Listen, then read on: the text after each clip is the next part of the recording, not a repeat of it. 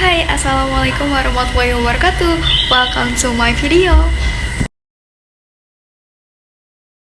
Al-Quran adalah pedoman hidup bagi manusia untuk berpegang teguh baik kehidupan dunia atau kehidupan akhirat. Secara etimologis, kata Al-Quran mengandung arti bacaan atau yang dibaca. Lafal Al-Quran itu juga berbentuk isim masdar dengan makna isim maf'ul. Lafal Al-Quran itu juga dengan arti bacaan. Misalnya, terdapat dalam firman Allah, Quran Surat Al-Qiyamah ayat 16-18 yang bunyinya seperti ini. A'udzubillahi minasyaitonirrajim. Bismillahirrahmanirrahim. La tuharrik bihi lisanaka litajala bih.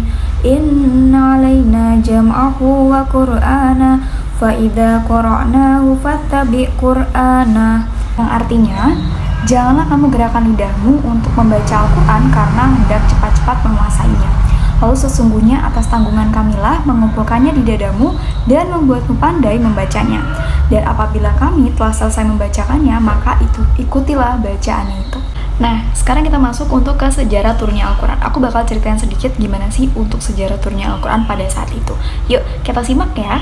Nah, untuk di sini aku akan membacakan sedikit untuk sejarah turunnya Al-Quran itu adalah sumber agama atau juga bisa dibilang juga ajaran yang dimana Islam pertama dan utama.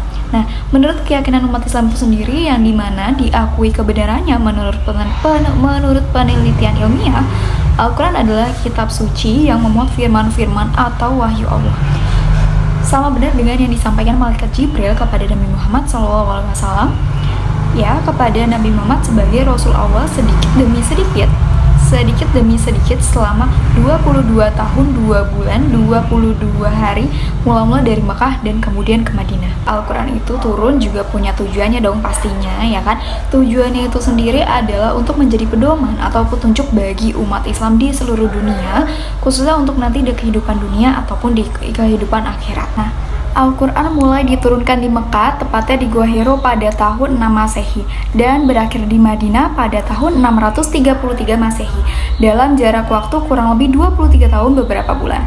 Terus juga wahyu ilahi yang diturunkan sebelum hijrah disebut ayat Makkiyah yang merupakan 19/30 dari ayat Al-Quran. Surat dan ayat-ayatnya pendek dan gaya bahasanya juga singkat juga padat atau yang biasa disebut ijaz. Karena sasaran yang pertama dan utama pada periode Mekah ini adalah Arab asli atau yang biasa dengan disebut suku Quraisy dan suku-suku Arab lainnya yang sudah tentunya mereka paham benar akan bahasa Arab. Adapun juga nih Al-Quran yang diturunkan sesudah hijrah atau yang biasa disebut dengan Madaniyah yang merupakan 19/30 dari Al-Quran. Surat dan ayatnya yang panjang dan gaya bahasanya panjang, juga bahasanya panjang lebar dan lebih jelas nih, atau yang biasa disebut dengan ihtimam. Karena sasarannya bukan hanya orang-orang Arab asli aja, melainkan juga non-Arab dari berbagai bangsa yang telah mulai banyak masuk Islam dan sudah tentunya mereka kurang atau belum menguasai bahasa Arab tersebut. Terus juga mengenai isi surat-surat ayat Madaniyah pada umumnya berupa norma atau hukum untuk pembentukan dan pembinaan suatu masyarakat umat Islam dan negara adil dan makmur yang diridhoi oleh Allah Subhanahu wa Ta'ala. Al-Quran juga mulai diturunkan kepada Nabi Muhammad pada malam Qadar tanggal 17 Ramadan. Pas banget ya, sebentar lagi bulan Ramadan. Nah, terus juga pada waktu Nabi telah berusia kurang lebih 40 tahun bertepatan dengan 6 Agustus 610 Masehi. Terus juga ayat yang pertama turun adalah Quran Surat Al-Alaq ayat 1-5 yang bunyinya seperti ini. A'udzubillahi minasyaitonirrajim. Bismillahirrahmanirrahim.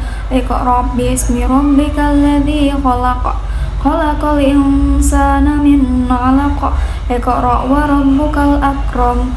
Alladzi 'allama bil qalam. 'Allamal insana ma lam ya'lam. Ayat-ayat ini permulaan turun menunjukkan bahwa Al-Quran mengajak manusia untuk menguasai ilmu pengetahuan.